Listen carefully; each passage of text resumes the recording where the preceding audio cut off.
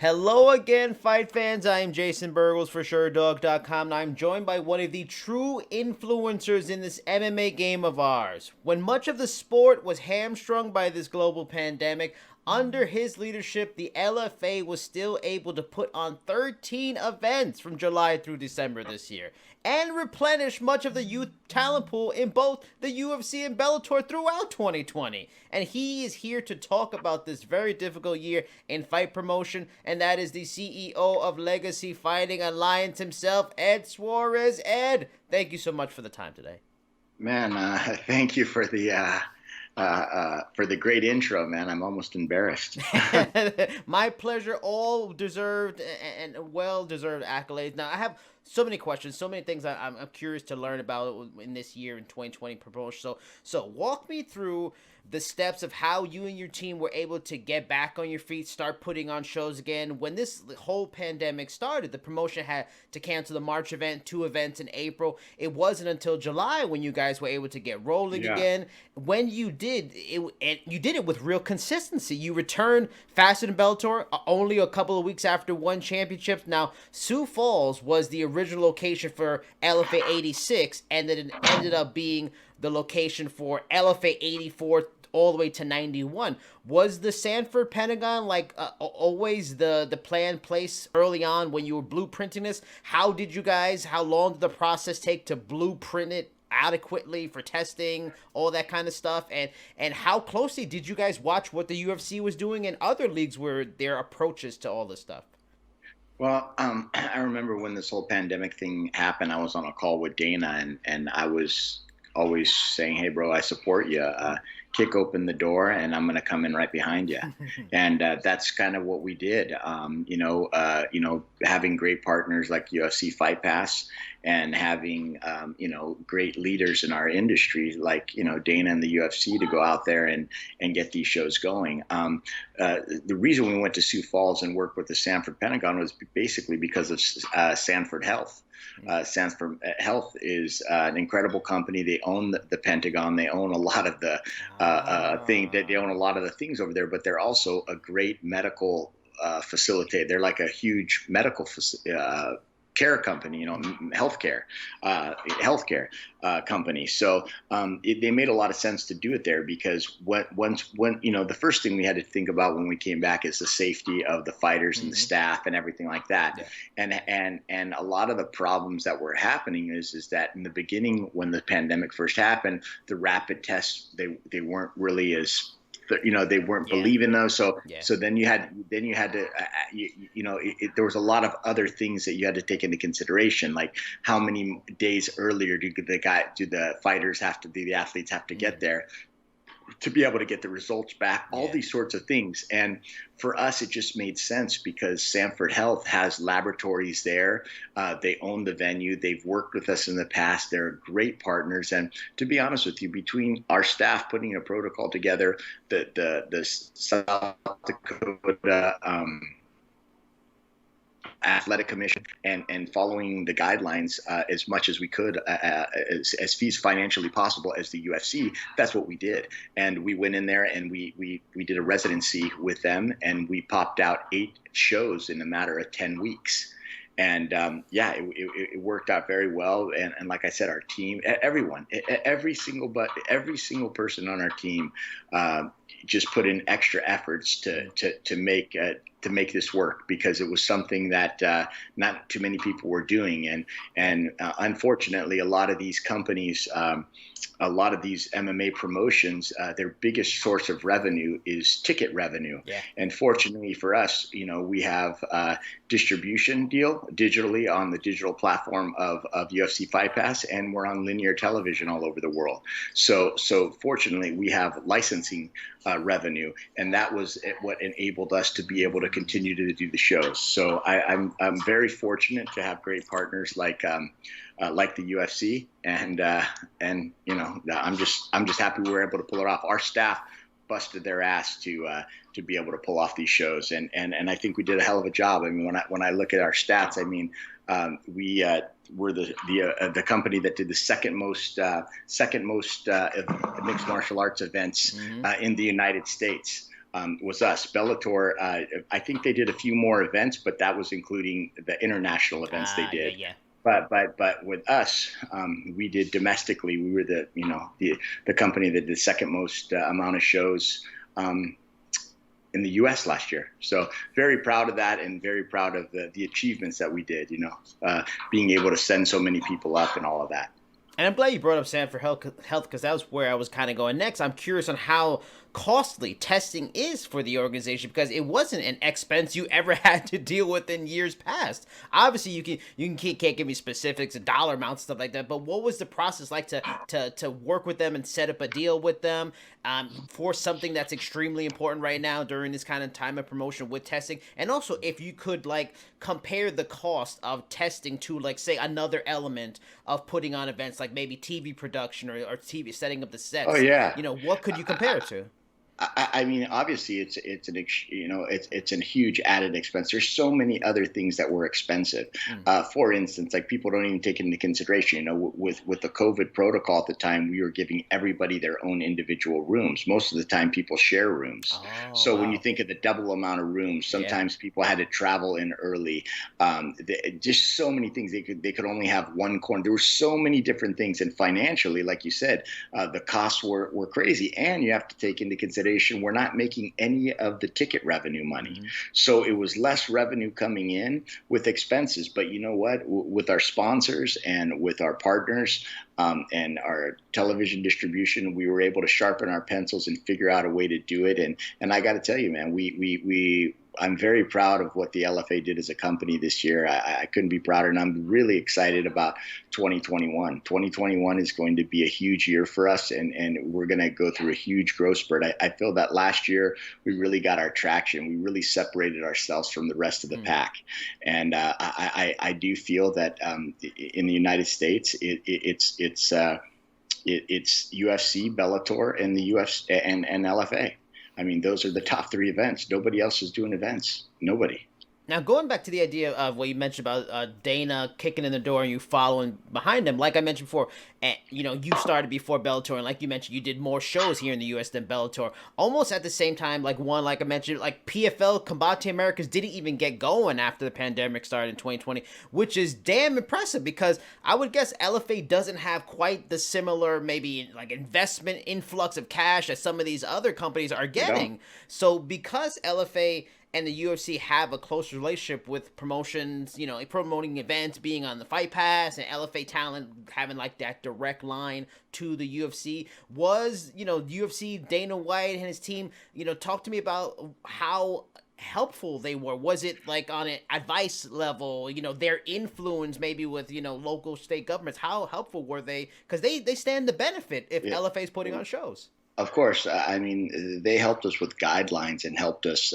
They kind of set the blueprint, you know what I mean? And we basically took what they did and tried to I wouldn't say scale it down, but we did scale it back. And what, not from the safety standpoint, but from the standpoint of, some of their people were coming in, fight before. Like we were still having people come in 2 days before, like we were trying to cut costs where we could because there was less revenue, but they definitely put the blueprint. We had to make some adjustments to the blueprint to make it fit our business model. But at the end of the day, we put on 13 successful events during a pandemic, and we created a lot of content.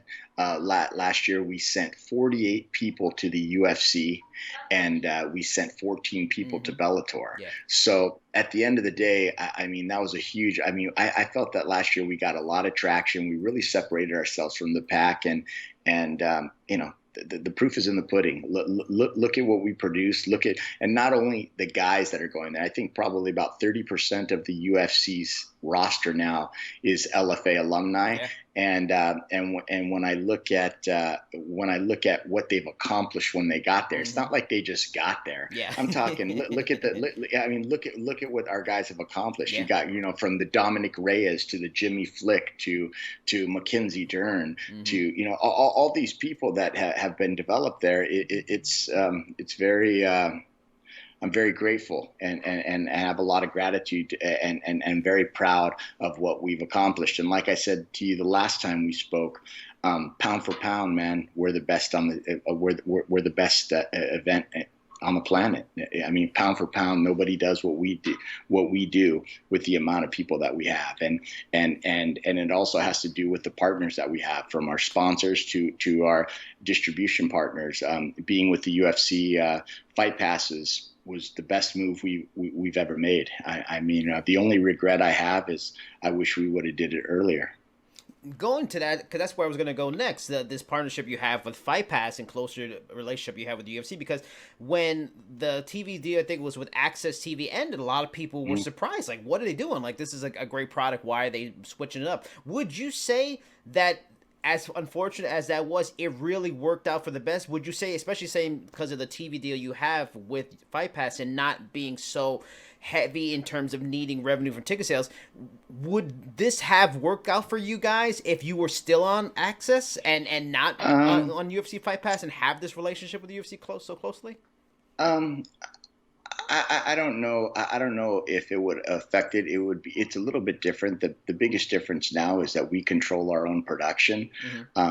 Before Access TV would control the production. So the reality of it is, I don't know if they would have done it on there, and who knows what would happen. And to me, I haven't even really thought about it. At the end of the day, what I think about is what's my reality, and my reality is that we're with UFC Fight Pass. They're incredible partners. I think our product has been performing. We're the number one. Nobody has as many events. We have 24 events in 2021. No one has as many events on UFC Fight Pass as we do. And I could say that no other event is watched as much as LFA on their platform. Is there any benefit at all to putting on events without fans in terms of like overhead for like security, permits, for capacity, or whatever legal paperwork you need to get for big crowds? Are there any financial pluses, or if you're not selling tickets, no matter how you slice it, you're losing? Well, I mean, yes, there is. I mean, especially there are benefits, certain benefits, and I can tell you that I've kind of gotten to like it, in a way where you don't have so many less moving parts, let's say. But at the end of the day, it's still a lot less revenue. When you think about all the events and how many millions of dollars, when you think about, and where it really makes a big impact is when you think about, like, how many events the ticket revenues from, like, the UFC. I mean, they have gates that are $5, $6, $7 million. You multiply. Let's just take an average. They do 40 events. Let's just take an average of 3 million.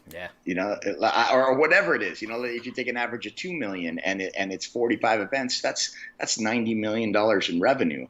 Granted, it's probably that they're saving probably a lot of money by being at the UFC Apex because it's their arena. They don't have to do it, but believe me, man, it's not that easy. If it was that easy, other people would do it, And the UFC's always seem to be able to be pioneers. They're great pioneers to be behind, and having them, open up new territories, and like I've always said, they'll kick in the door and we'll come in behind them.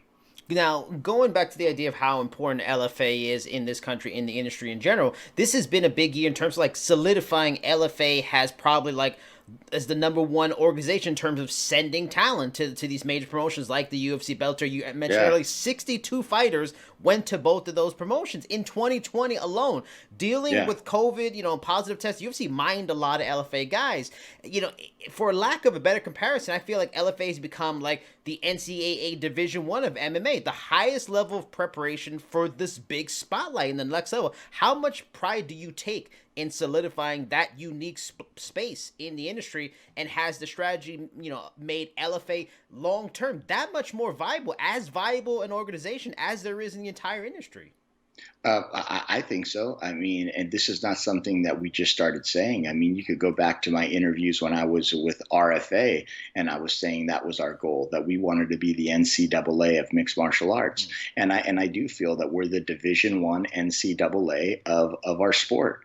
And I'm very proud of that. I'm very proud of that, and I'm proud of the talent that we developed too.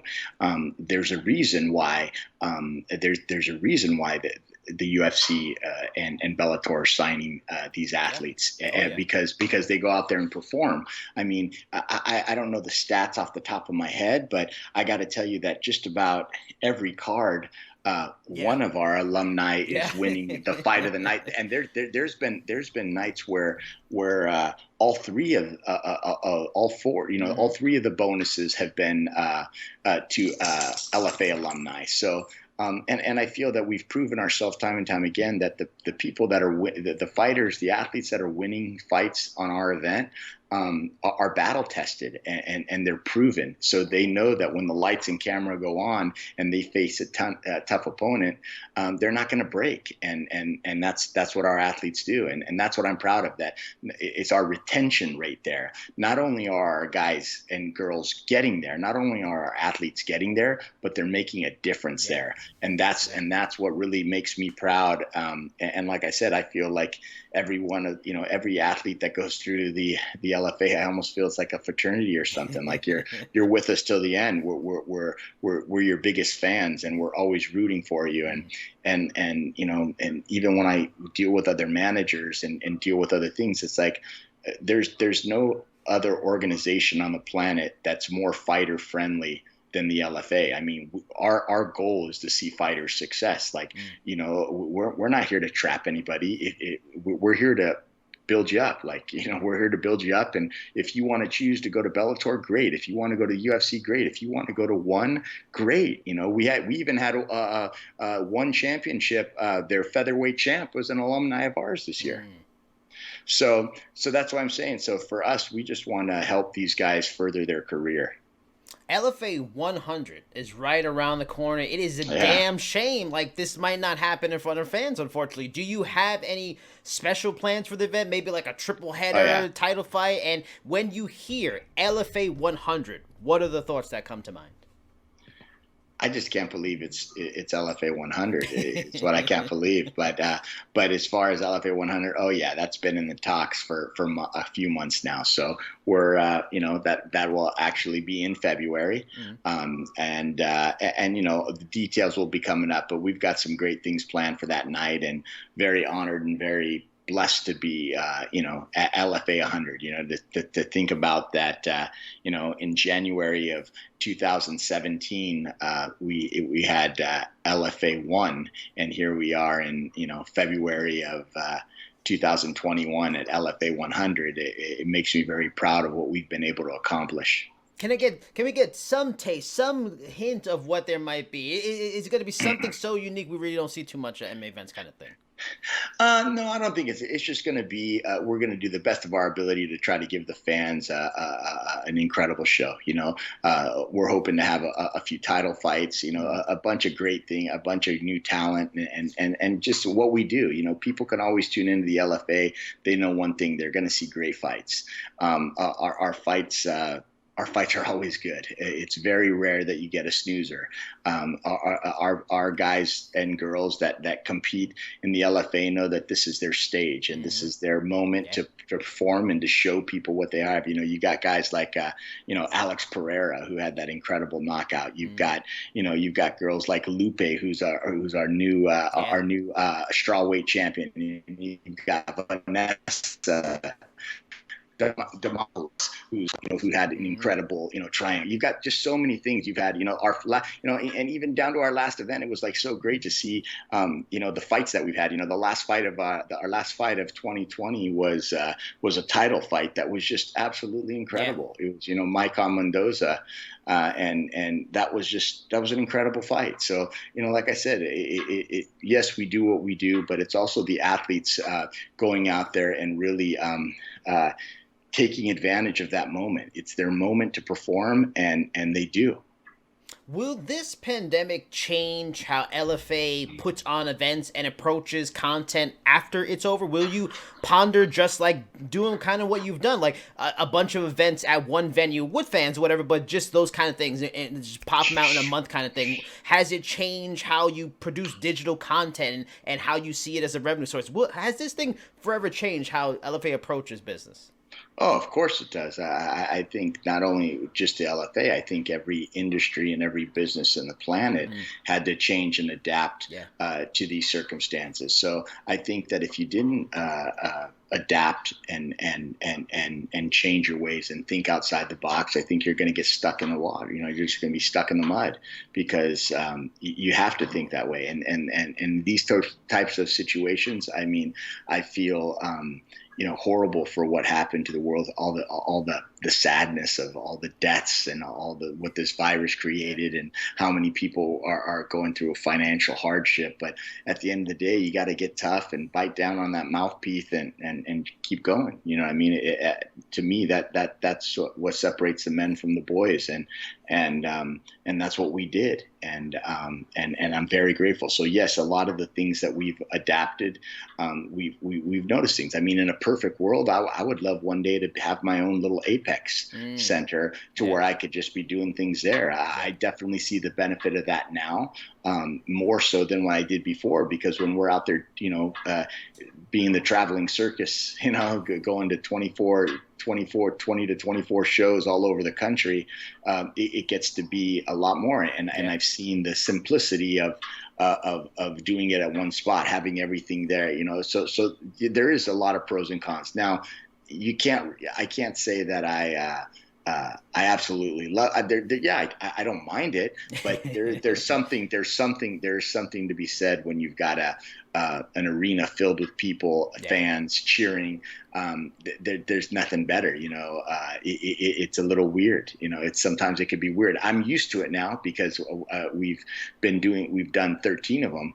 But at first it was a little weird, I can't say that to not hear the fans and to not have the emotion. Sometimes it was a little bit like there wasn't the emotion because you didn't have the fans cheering when the submission or cheering when there was a knockout so it was definitely different, but it's the world we live in now. As a New Yorker, because I've never gotten to see LFA in person, was there a plan in 2019 or 2020 or 20 to have LFA in New York when things kind of get back to normal at some point? Yeah, it just has to be the right situation. I think we've done Atlantic City. We did Atlantic City a couple of years ago, and New York. Yeah, I would love to do New York. It would just have to be the right situation. But it would be definitely one of the boxes I'd like to check is doing an event in New York. I mean, that's definitely a pretty cool feeling. One of the things we're really excited about is the LFA's expansion internationally. So we're looking to expand internationally in 2021. So we're planning to do 2 to 4 shows internationally in Brazil, and we're also looking at the opportunity of maybe going to Europe, maybe going to Portugal or Spain and doing a show. But I think our first stop internationally will be Brazil, and I believe that we'll do that within the first semester of this year. One last question away from LFA business. A big story a couple months ago was Anderson Silva splitting from the UFC, but then many of these major promotions deciding to not, pass on his services, which shocked many. You have had long, close relationship with Anderson. Did the likes of Bellator, PFL 1 passing on him surprise you? And where do you think he goes from here? To be honest with you, I kind of feel like Bellator and PFL passing on, like, who says that Anderson would even want to go to them? True. Like it's almost kind of like, really, you think that much of yourself that's it. But I don't think they were thinking that. I'm sure it was a reporter asking them. But like Anderson Silva or any of us never reached out to PFL 1 or Bellator about Anderson Silva. You know what I mean? So it's kind of almost like, what does that have to do with anything? We don't care. That's not what Anderson. That's not what Anderson wanted anyway. So I don't really get that. It didn't really affect us. But it was kind of like, yeah. So we didn't ask you. We weren't even interested either. So yeah. Would the goal then be boxing? Is that where things could continue, or it's still a fluid situation? We haven't even talked about it. We haven't even talked about it. After a fight, he had a surgery on his nose, and then he left for Brazil. And to be honest with you, I just want to see him happy, and I'll support him in anything that he decides to do.